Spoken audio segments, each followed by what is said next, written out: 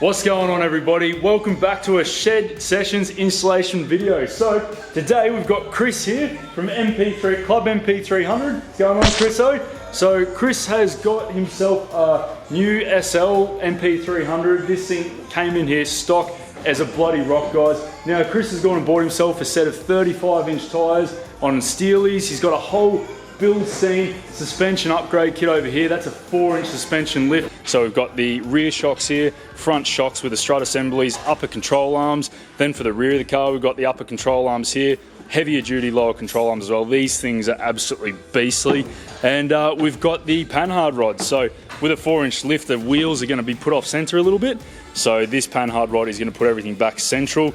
And we've got a bash plate set over there and a diff drop kit as well. So this one's got a 4-inch lift. So when we do a 4-inch lift, it's going to put those factory CV angles on a bit of a lean. So we're going to have to put a diff drop in there to try and correct them a little bit to save them from having any accidents off-road where they break or anything like that, guys. So we're starting on the front of the vehicle at the moment. We're going to be ripping out the strut assemblies on the front, replacing them with the Bilstein setup. Then we're going to do the upper control arms as well.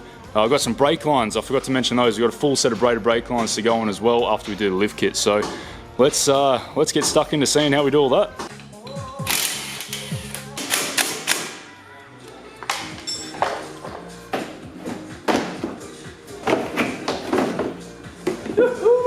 So much more room for activities now.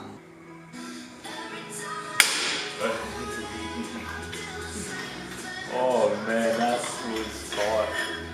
Okay, so over on the driver's side of the vehicle here, we've loosened off the upper control arm bolts, so one either side. Then we've got the strut bolts up the top, they're all loosened off. Got the kingpin bolt here for the steering knuckle, that's loosened off as well. We've taken off all of the cable rubbers so that when we drop the assembly down, it doesn't stretch and break those. We've got the brake line ready to stretch down as well. We've loosened off that, taking off the clamp on top. We've also loosened off the bolt down here on the bottom of the strut assembly on the bottom steering knuckle. So pretty much this side is now ready to go. We've also done the sway bar as well. So we've dropped the bolt out of that on either side, the bottom linkage bolt. They're going to be replaced anyway with some new longer linkages for this lift kit. But that's pretty much everything now ready. So when we drop this down, we're going to put it on a jack to support the lower control arm. And once we do that, we'll take all the bolts out, replace the strut assembly, the upper control arms. Now Chris is just working on getting the other side done. So we've got the passenger side coming apart now. So when we drop it down, we'll be able to rip both of those out and do them both at the same time. Oh yeah. Oh my God.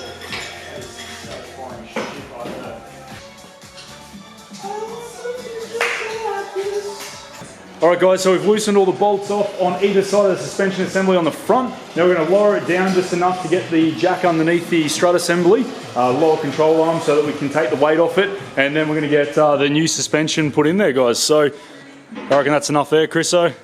That's perfect. So now we'll just wheel that jack underneath the lower control arm, then we'll take all the bolts out, drop it down, get enough room in there to put the new strut assembly in and tighten everything back up again. One out. So that upper control arm bolt on the left-hand side hits on the steering arm. So we're going to have to undo the steering arm and move it over to the side so that we can get that bolt back out. Just clip it in as if you're buckling yourself in. Alrighty guys, I've got to give a shout out to Sam from Automotive on the Sunshine Coast, 4-wheel drive workshop up there. He's actually the one that showed me this seatbelt trick, and it is a massive time saver and a huge lifesaver when it comes to taking that bolt out of the coupling on the steering linkage and stopping the steering wheel from moving around, guys. So massive, massive lifesaver on this one. Thanks Sam, you're an absolute legend. May as well take this opportunity to give him even more of a plug as well. Guys, if you're on the sunny coast or surrounding areas, give the boys at Automotive a call. They're an absolute weapon when it comes to working on 4-wheel drives, especially with suspension upgrades, guys. So if you need anything 4-wheel drive related, give them a call. They'll be sure to help you out. It's a bit of a stretch. So the steering wheel in the cab is controlling this linkage right here. That's the steering linkage that goes down to the steering rack. So we need to undo that bolt right there, take this linkage out so that we can push it over the side. So now you can move it around wherever you want, and that bolt on on the upper control arm. Comes out nice and easy. Okay guys, so the PSR upper control arms are calling for us to chop off the ABS sensor bracket here, which is on the brake line bracket. Now once we've chopped that off, we'll have to put the upper control arms on and do some shaving on the tower here. Roughly about 7 mil the instruction manual says, so we'll have to see how that goes when we put it on.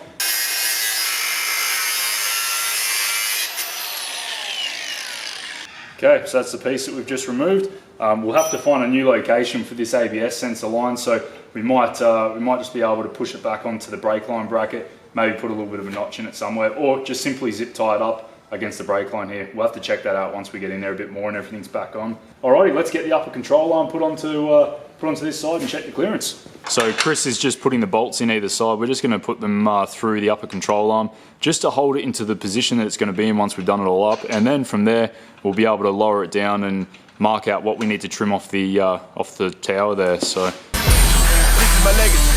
Y'all don't believe me, the way. Basically, I have been running things. You could just go on and take a seat. Yeah. Loving they hating me, put that on everything. Not on my level. You could be the enemy. This is the plan that we sowing them anyway. Hit up the lawyers and give them the NDA. Woo! This is the brand new. This is the brand new. Nothing you can do. Nothing you can't do. Done. Perfect. So we've just contoured this all in now, so it all matches. Looks nice and clean. No rough edges or sharp edges on it anywhere. So put a nick of paint on that one just so it doesn't rust up. And then we're good to go ahead and start bolting things together. I came from the mud. There's dirt on my hands. Strong like a tree. There's roots where I stand. Oh, I've been running from the law. Hope they won't shoot me down soon.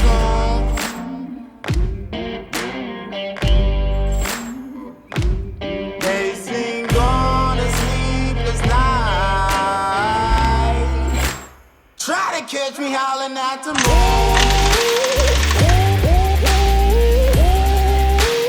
Trying to catch me howling at the moon.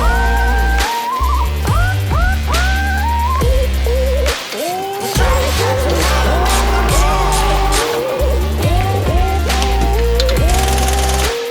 moon. Sweet. Just needs a tad more trimming for the 35's. Just a little bit.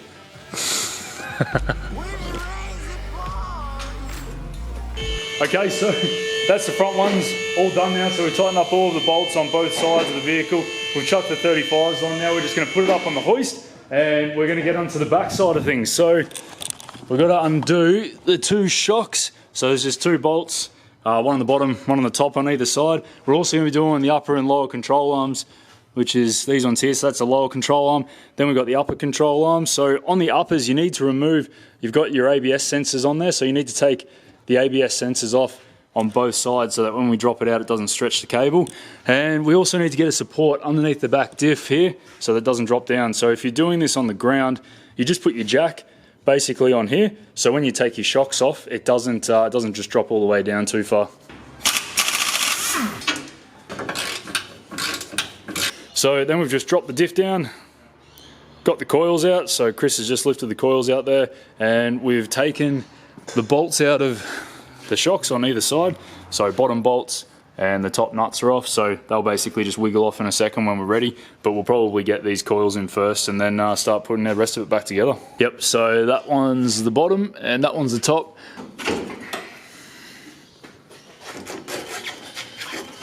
Watch your fingers. Yep. One in. Next one.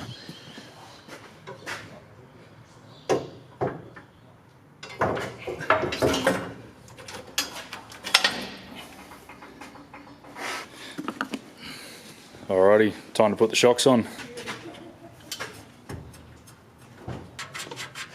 Did you put some spray on it? Yeah.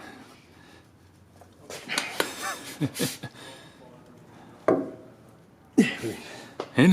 Sweet.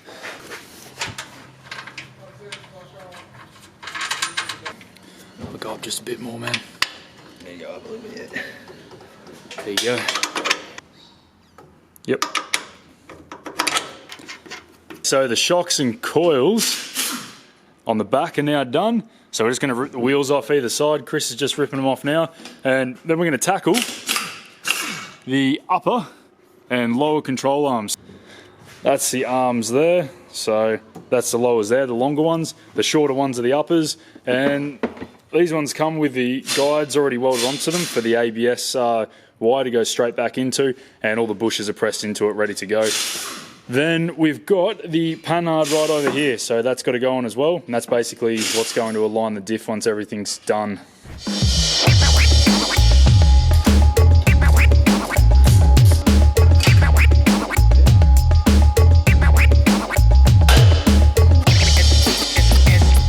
So this is just a quick run through on how to install the upper and lower control arms, guys. I'm not going to go into great detail like I normally would. I'm going to save that for my own vehicle because I do have upper and lower control arms coming soon where I'll run through how to install them, adjust them, and why they're important for your car. Okay, so the rear's done. We've got the springs, we've got the shocks on, we've got the upper and lower control arms and the panhard rod on. Panhard rod still needs to be adjusted, but the upper and lowers are all done. So the pinion angle on the drive shaft is now good. So Chris is just whacking on the front flares to cover up these big 35-inch chunky mud terrains. So just drilling those in now. And they are going on nicely.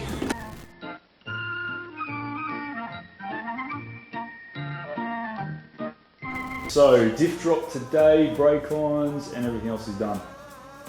Yeah, that's pretty much it. Alrighty guys, so we're back in the shed for day number 2. So yesterday we got all the suspension components done. So rear suspension's all done, front suspension's done. It looks awesome, guys. It's come up really nicely. We took it out for a bit of a test drive and it feels good as well. So all good stuff there. Now today we've got to tackle the brake line, so braided brake line upgrade, and we're also putting a diff drop in Chris's car. So he's bought himself a PSR diff drop kit with the bash plates as well. So this is a deluxe PSR diff drop kit, and I'm pretty sure it drops the CV angles by about 45 mil. So that's your CV just there, and basically the angle of the CV is dropping down more, and that's going to put more strain on it. So when you do a diff drop, this is your diff here. So that's the center of the diff, and these are the axles inside here. When you drop this down basically with a diff drop kit, it's going to put these axles more on a straight angle again like it was from factory. So that's the reason why you do a diff drop kit, to take the strain off your axles after you do a lift kit in your vehicle. So we're going to be putting this one in, so that's it down there. Got all the bash plates, diff drop. Now the instruction manuals that it comes with, these ones here are not extremely detailed. I'll get them up the right way though. So they're not extremely detailed in the way that it doesn't walk you through step by step how to install this kit, but it does give you a diagram there, an exploded diagram of the bolts that need to go in the certain positions and, you know, the different parts of the kit. So hopefully we can put that together and try and mount it into the vehicle and we won't have too many dramas. We'll just have to wing it and figure it out as we go, guys. But it looks like a really well made kit. Nice powder coat finish, and all the welds and everything look nice, and it's supplied with everything that you need to get the job done too.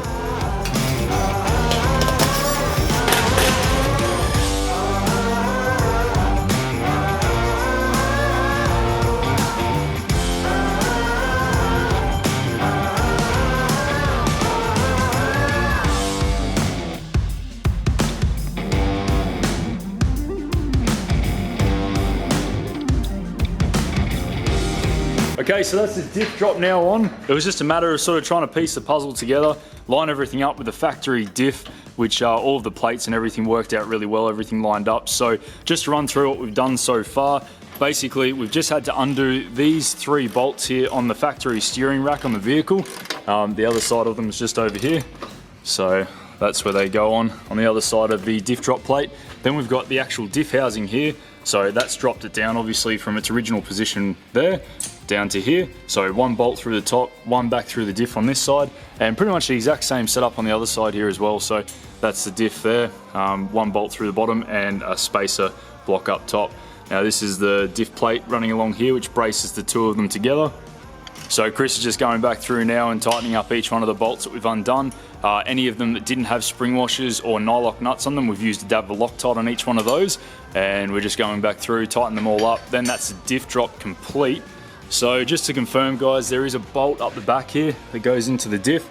that doesn't have to come out, okay? So that's the pinning bolt for the diff housing. That doesn't need to move. But what we'll probably do is once it's all back down on the ground and everything's sort of taken up the slack of the weight of the vehicle, we'll undo that one and redo it up just to make sure it's not under any tension, because it is a bush in there. So there's a rubber bush in the diff housing. So we don't want that to be under any tension once the vehicle's driving around. So we'll redo that bolt. And that's pretty much it, guys. So you can see there, the diff drop itself.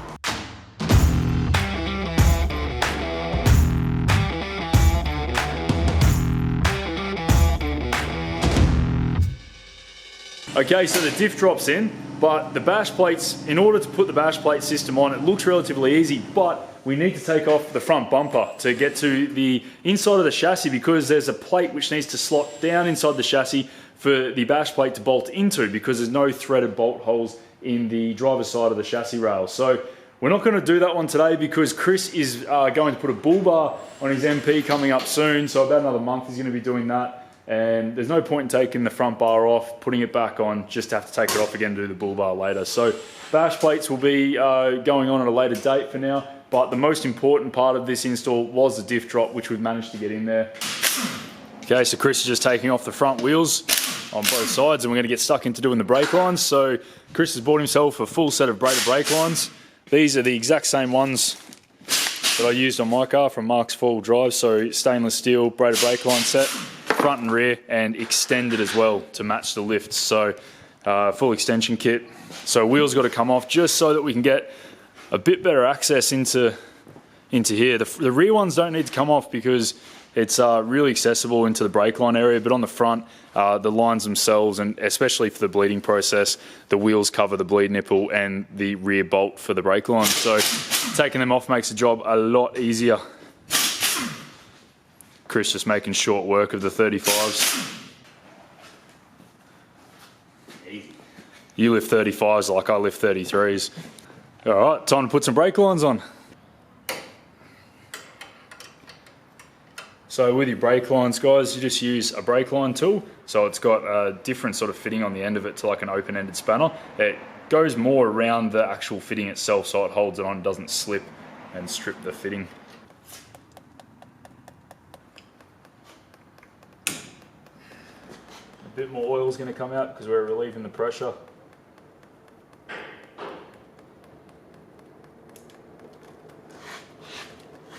Okay. And that's pretty much the front caliper line now off, and we're going to be replacing it with Chris's braided brake lines. Those ones there, exactly the same fitting design on them. It's just a longer line and it's a stronger line as well, guys.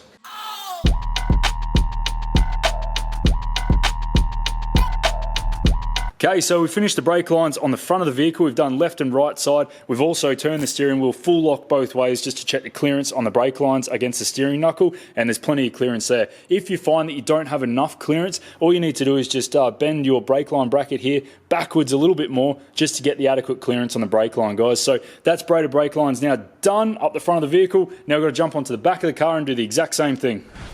Alrighty, so that's the brake lines now done on the back of Chris's car. So we've got both lines on, left and right. If you're looking for a bit more of an instructional video on how to fit brake lines like this, start to finish, I do have a video on my channel where I run through on my car fitting the exact same brake lines. I go through every single step, start to finish, on how to put them on your vehicle, including the bleeding process. So that's pretty much where we're up to now. We're going to jump in the car, do a bit of a brake bleed up these lines, purge them of air, and then get out on the road for a bit of a brake test to make sure it's all good. And if we need to, we'll do a re-bleed, and that wraps up the installation.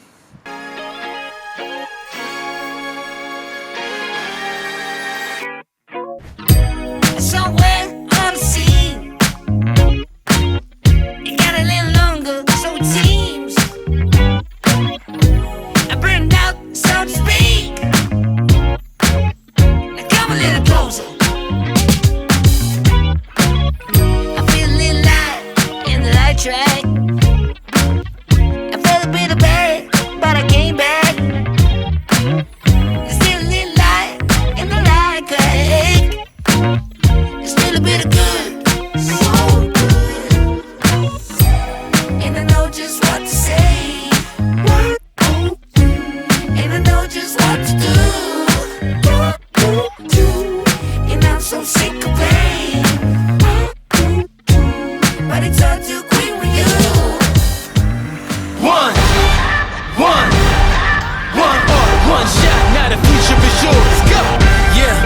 was building on the lecture. Verses coming daily under pressure. Working on the plot and the scheme. The true style trademark is at the edge of your dreams. I'm talking one shot for the kill. The breeze cut, freeze up, straight dropping the chills. I'm talking. So the install is now done and dusted, and I've pulled mine up next to Chris's just to compare them. So I've got the 3 and 2. Chris has got the 4-inch all round and 35s. I've got the 33. So there's quite a bit of difference. You can see from the top of the roof, you can see there's quite a bit of height difference between the two, and the headlight height as well. So those 35s make a massive difference. I'm pretty sure I'm gonna have to get 35s now, guys. 33s just aren't cutting it next to this big beast. Install went really well. What do you reckon, Chris? Oh yeah. Stoked. And that is the end result, guys. That thing looks epic. Can't wait to get off-road and put these cars to the test against each other. It would be awesome to compare the two kits and compare the two tyres as well. Check out the clearance differences and stuff. Looking forward to that. That car is an absolute monster now. I can't wait to get off-road with it and check it out and see how well it goes, and put it up against this one and see the differences, you know, between the lift kits and the performance long travel versus not long travel on Chris's car, 35s on Chris's car versus my 33s, things like that. I'm really excited once this COVID stuff goes away so we can get off-road and put these rigs to the test and have a bit of fun and do some comparisons for you guys. I think after we do that though, I'm gonna have to get 35s. I'm so sold on them now, guys. After seeing them on Chris's car, I'm so envious of it.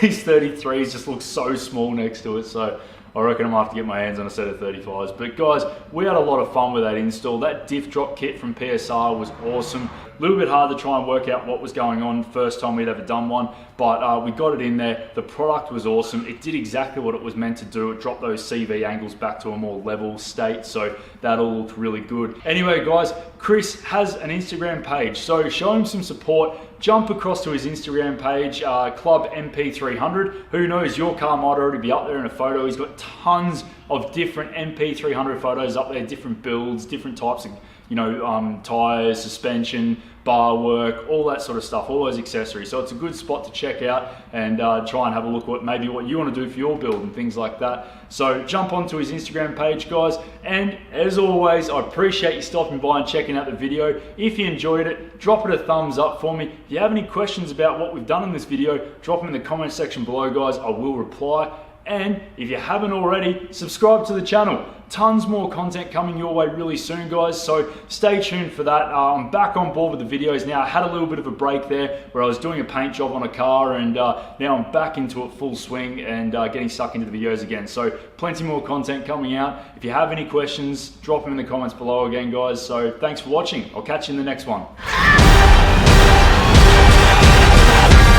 I'm turning dreams into reality. In the lab with the formula and chemistry. The memories spark and motivate and make the industry shake. We put the bars in the brakes. I'm talking one chance at best, yes. Painting pictures for the culture, keep the brushes fresh. Flip the cover with the drummer, passion never rests. Freedom is a teacher under pressure, now we blessed. See,